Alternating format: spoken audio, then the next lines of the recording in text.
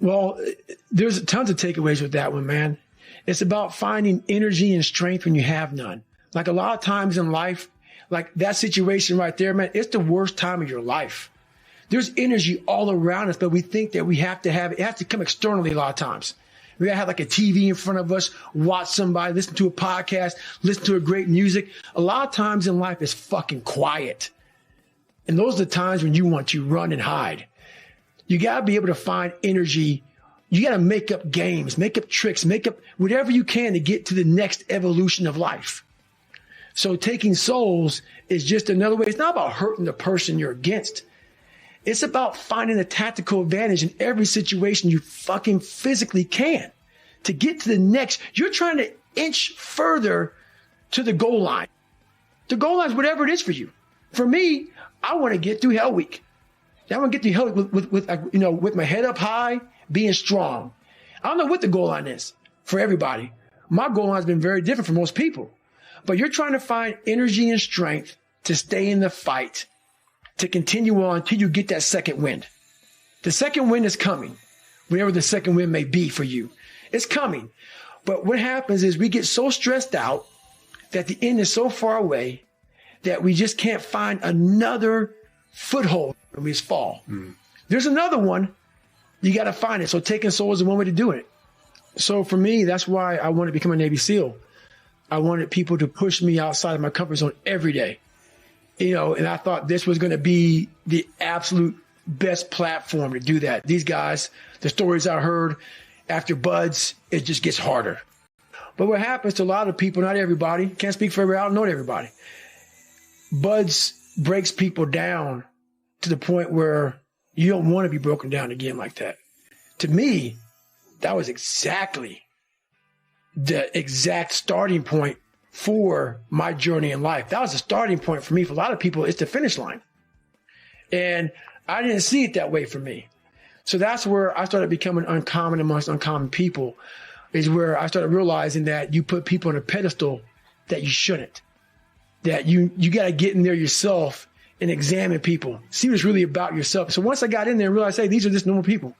Yeah, they're a lot better than some. They're able to get through. I know a lot of people who can get through Navy SEAL training. But, there's a lot of mystique behind all that stuff. And as you start to go through and you start to break it open a little bit, a lot of hard guys, but, I wanted more. I wanted more. Big time. I talk about it in the book a lot too. One thing that hurt me a lot was I thought everybody wanted the same thing I wanted. Not everybody wants the same thing you fucking want. Everybody wants to get up at 4 o'clock in the morning and beat themselves and find more about themselves and shit like that. And I thought the SEALs did. I thought that's what, because every book you read, that's what everybody does. So I was hook, line, and sinker. So that mentality that I had, it kind of put a bad taste in my mouth, once I realized that not everybody was like this in the community. And I saw the look. Because I once had the look when I was going through pararescue school. When something got so hard and your mind can't process the hardness, you don't know the right tools to get through something hard because you've never been challenged before. I could tell he was a superhuman, that nothing ever challenged him. But I knew, because I already been through Hell Week a couple of times, I knew, don't underestimate that shit. It will find a fucking demon and it will bring out some insecurities in you. And it did. And it was like maybe 30 hours in the Hell Week or something like that. I'm looking over at him and I smile at him. We're standing just like this in line. And he's getting his med check. A doctor's looking at him. It happened just to be beautiful timing. And I'm sitting there, I'm getting med checked, and I'm looking at him, and his eye says he's 1,000 yards still looking right through me. And he's getting med checked, and I'm looking at him. And before all this happened, I told him, I said, don't underestimate this, man. He goes, I can't ever see myself quitting shit, Goggins. I go, watch out. I go, this motherfucker will get in your head. I go, the end is a long way away. So we're sitting there eye to eye, and he didn't see me. I'm right in front of him. And I could tell he's thinking he has that quitting mind starting up.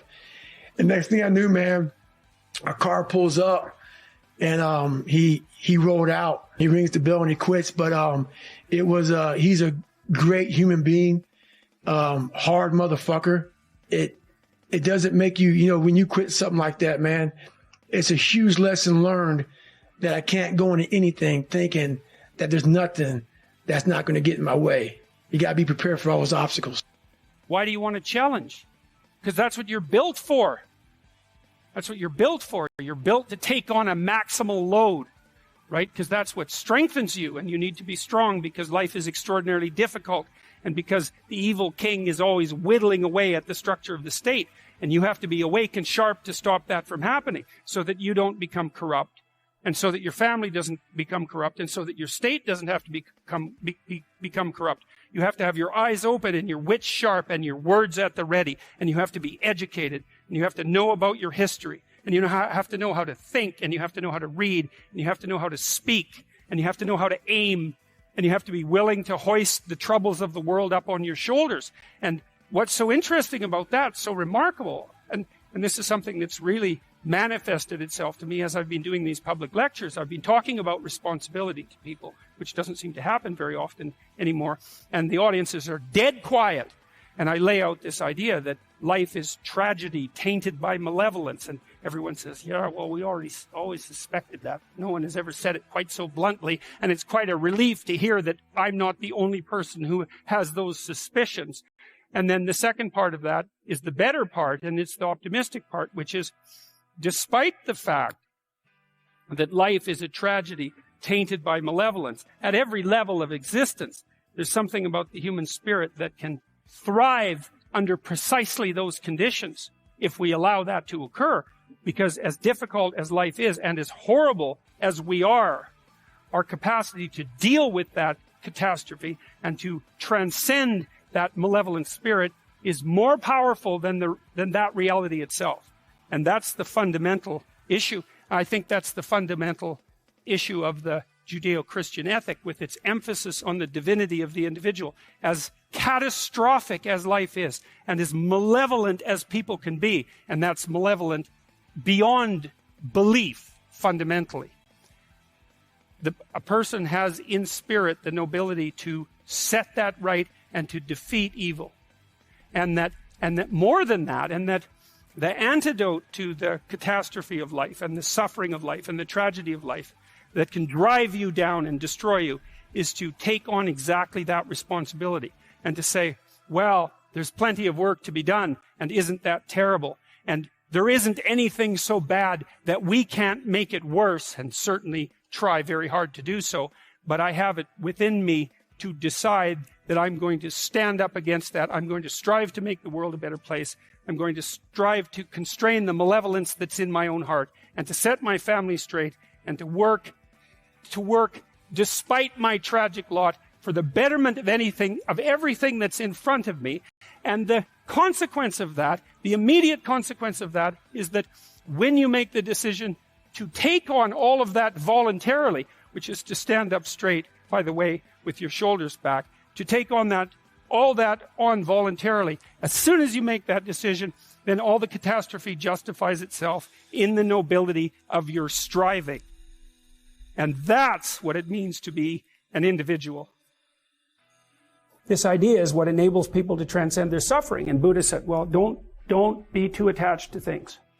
And what does that mean? It doesn't mean deny the world. It might mean deny the world if you're too in love with the material, like with material well-being, let's say, then your pathway to transcendence and meaning might be to abandon that because it's constraining you. It's making you less than you could be.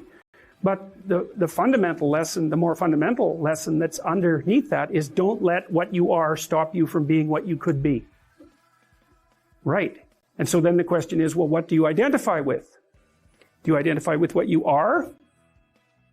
Then you're a tyrant. Do you identify with chaos? Because that's the opposite of order, say. Then you're nihilistic. Well, you don't identify with either of those. You know that they're both necessary. You know that you have to live with both of them, but you identify with the capacity to continually transcend what you are. And then you seek out error. That's what humility is. It's like, I'm error-ridden. It's like, so I want to put myself in a situation where I can discover one of my errors, hopefully not in a way that's going to knock me completely out of the game, right? I want to seek out a challenge. I want to find out where my limits are. I want to find out where there's not enough of me yet.